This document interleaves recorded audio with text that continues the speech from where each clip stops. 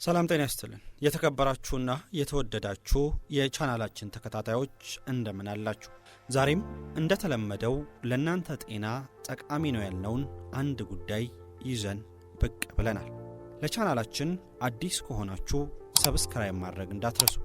ዛሬ የምናነሳው ጉዳይ ለተለያዩ ሰዎች መድረስ አለበት ብላችሁ የምታስቡ ከሆነ ደግሞ ላይክ እና ሼር ማድረጋችሁን ፈጽሞ እንዳትዘነጉ። አሁን በቀጥታ ወደ ዛሬው ቪዲዮአችን እንለፍ። የዛሬው ቪዲዮአችን የሚያጠነጥነው ለሚነቃቀል፣ ለሚሰባበር፣ ለሚሳሳ ጸጉር 5 መፍትሄዎችን በመያዝ ነው። በመጀመሪያ ደረጃ የሰው ልጅ ጸጉር ዝም ብሎ ሊነቃቀል፣ ሊሳሳና ሊረግፍ አይችልም። ከዚህ ጀርባ ታዲያ የተለያዩ ምክንያቶች ይኖራሉ። እነዚህን ምክንያቶች አስቀድመን ማወቅ የግድ ይለናል። ከዛ ባለፈ ግን በዚህ ቪዲዮ መጨረሻ ላይ ጸጉራችን ለምን እንደሚነቃቀል፣ የሚነቃቀለውን የሚሳሳውን ጸጉርስ እንዴት አድርገን የበዛ ጸጉር የማይነቃቀልና ያማረ ጸጉር ማድረግ እንችላለን የሚለውን እንመለከታለን። በተለይም ደግሞ በዚህ ቪዲዮ ላይ የምናነሳቸውን 5 መፍትሄዎች የምትጠቀሙ ከሆነ በጸጉራችሁ ላይ በቀላል ጊዜ ውስጥ መፍትሄን ማየት ትችላላችሁ። የመጀመሪያው ማድረግ ያለብን መፍትሄ ጸጉራችንን መመገብ መቻል ነው። ለጸጉራችን አስፈላጊ ከሆኑ ዋነኛ ንጥረ ነገሮች ውስጥ አንዱ ፕሮቲን ነው። ፕሮቲንን ታዲያ በብዛት ልናገኝ የምንችለው ስጋ፣ በተለይም ደግሞ ቀይ ስጋ እንዲሁም ደግሞ እንቁላልን በአግባቡ የምንመገብ ከሆነ ነው። ቀይ ስጋን ስንመገብ ግን በጥንቃቄ መሆን አለበት። አብዛኛውን ጊዜ ፕሮሰስድ ያልሆነ በኦርጋኒክ መልኩ የተመረተን ቀይ ስጋ መመገብ አለብን። ከእንቁላል የምናገኘውን ጥቅም ከፍ ማድረግ የምንፈልግ ከሆነ ደግሞ እንቁላሉን የተወሰነ ብቻ ልናበስለው ይገባል። ከመጠን በላይ የምናበስለው ከሆነ በውስጡ ያለው ቫይታሚን እንዲሁም ፕሮቲን ሙሉ ለሙሉ እየጠፋ ይሄዳል። ቀይ ስጋን የሚመገቡ ሰዎች በብዛት አይረንን ወደ ሰውነታቸው ያስገባሉ። አይረን በሰውነታቸው ውስጥ በበቂ ሁኔታ የሌላቸው ሰዎች ደግሞ ጸጉራቸው እየሳሳና እየተመለጠ ይሄዳል። በተለይም ደግሞ አይረንን የምንመገብ ከሆነ ወደ ጭንቅላታችን የሚሄደው የኦክሲጅን መጠን ከፍ እያለ ስለሚሄድ ጤናማና የተስተካከለ የማይመለጥ የማይሳሳ ጸጉር ይኖረናል።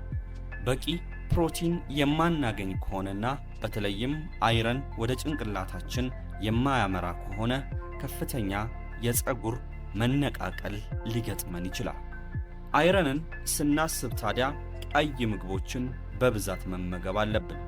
እንደ ቀይ ስር፣ ቀይ ስጋን የመሳሰሉ ምግቦችን በተደጋጋሚ የምንመገብ ከሆነ ከፍተኛ የሆነ አይረን ሰውነታችን ያገኛል። ያ ደግሞ ጸጉራችን እንዳይነቃቀልና እንዳይሳሳ ያደርገዋል። አላስፈላጊ የሆኑ ምግቦችን የምንመገብ ከሆነም ሰውነታችን አይረንን በአግባቡ መቆጣጠር አይችልም።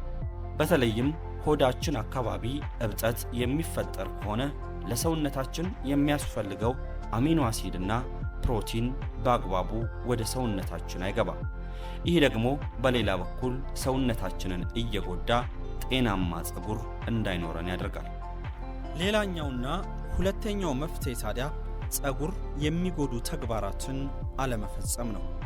ጸጉራችንን የምናበጥርባቸውን ማበጠሪያዎች በጥንቃቄ መምረጥ ይኖርብናል። ጸጉራችንን ፈጽሞ በእሳት ላለመተኮስ ጥረት ማድረግ አለብን። ከዛ ባለፈ ግን ጸጉራችንን ለመታጠብ የምንጠቀምባቸው የተለያዩ አይነት የሻምፖ አይነቶችም ለጊዜው ጸጉራችን ያማረና ቆንጆ መስሎ እንዲታይ ቢያደርጉም ቀስ በቀስ ግን የጸጉራችንን ስር በመጉዳት አስቀያሚና የተበላሸ ጸጉር እንዲኖረን ያደርጋሉ። ለዚህም ሲባል ታዲያ ለጸጉራችን ከፍተኛ ጥንቃቄን ማድረግ ይኖርብናል። ጸጉራችንን ከሚጎዱ ነገሮችም መጠንቀቅ የግድ ነው። ጸጉራችን ላይ እንደ ፐርም፣ ጄል ከዛ ባለፈ ደግሞ ጸጉርን ቀለም የሚቀይሩ የተለያዩ አይነት ቀለሞችን ስንጠቀምም ጥንቃቄ ማድረግ አለብን። በውስጣቸው የተለያዩ አይነት አልኮል ያላቸውን ቅባቶችና ጄሎች እንዲሁም ፐርሞች ፈጽሞ መጠቀም የለብንም። በተቻለን መጠንም ጸጉራችንን በሌሎች ቀለሞች ባናቀልም ይመከራል። ከዛ ይልቅ ግን በተፈጥሯዊ መንገድ ያለንን ጸጉር መንከባከብ ይበልጥ የሚመከር ሐሳብ ነው። ሻምፖን በምንመርጥበት ሰዓትም በምንገዛው ሻምፖ ውስጥ ሳልፌት የተባለው ኬሚካል ካለ ፈጽሞ ያንን ሻምፖ መጠቀም የለብንም። ሶስተኛው አስፈላጊ ምክር ደግሞ ከጸጉራችን ባልተናነሰ መልኩ የራሳችንን ቅልም መንከባከብ ይኖርብናል። ይህን በምሳሌ ስንመለከት አንድ እጽዋት ወይም አትክልት ለማደግ ከማንኛውም ነገር በላይ ያረፈበት አፈር እጅግ በጣም አስፈላጊ ነው። ያረፈበት አፈር ትክክለኛ ካልሆነ፣ ድንጋያማ ከሆነ እንዲሁም ደግሞ የአሲድነት ባህሪ ካለው ያ እጽዋት ፈጽሞ ሊያድግና የተሻለ ሊሆን አይችልም። ጸጉራችንም እንደዛ ነው። የራሳችን ቅል ጤናማና የተስተካከለ ካልሆነ መልካምና ያማረ ጸጉርን ፈጽሞ ሊያበቅልልን አይችልም።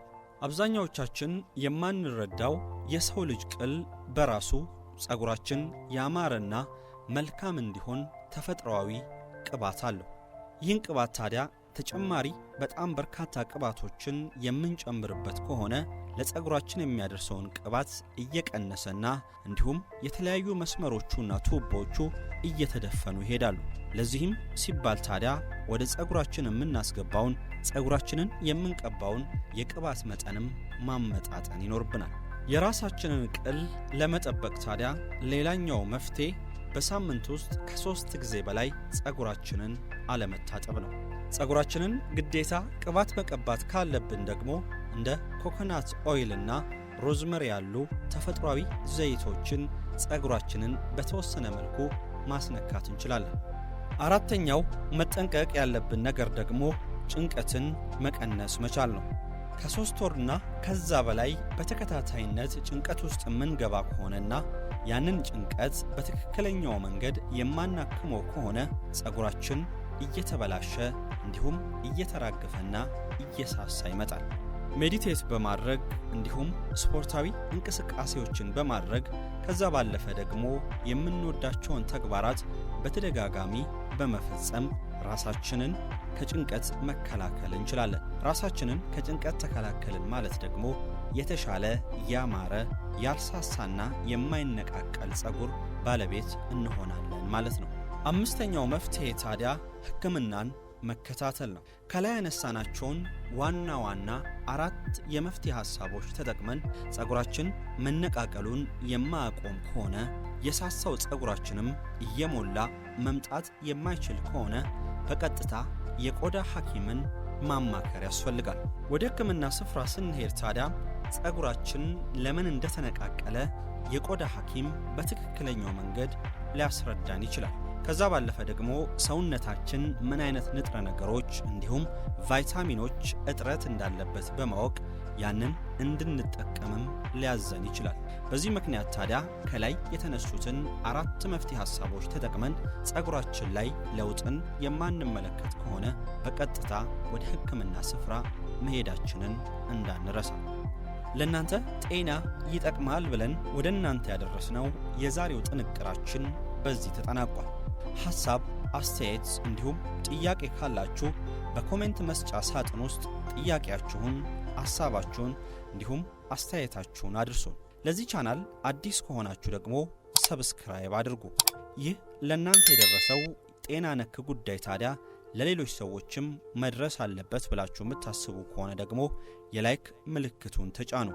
ሐሳባችንንም ሼር ማድረጋችሁን ፈጽሞ እንዳትረሱ እያልን የዛሬውን ጥንቅር በዚያ በቃን። በሌላ ዝግጅት እስከምንገናኝ ሰናይ ጊዜ